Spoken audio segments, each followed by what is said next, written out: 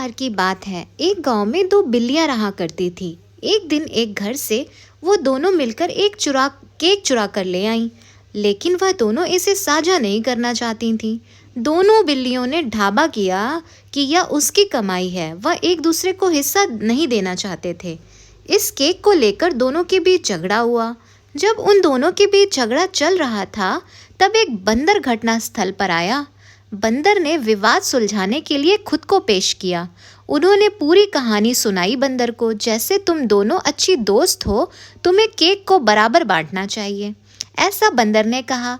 और उन्होंने खुद को उनके लिए केक दो बराबर भागों में विभाजित करने के लिए पेश करने की मांग स्वीकार कर ली। किसी तरह बिल्लियों ने उसकी सुझाव पर सहमति तो दिखा दी। फिर बंदर ने केक को लिया और दो भागों में बांट दिया। उन्होंने प्रत्येक भाग को अलग अलग किया, देखा कि एक हिस्सा दूसरे हिस्से से भारी है।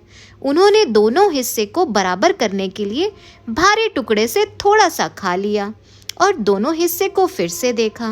अब बंदर को दूसरा भाग भारी लगने लगा। फिर उन्होंने भारी टुकड़े से थोड़ा खा लिया और दोनों हिस्से अपने हाथ पर रखे, लेकिन दोनों टुकड़े में से कोई भी पूरी तरह से बराबर दिखाई नहीं दे रहा था।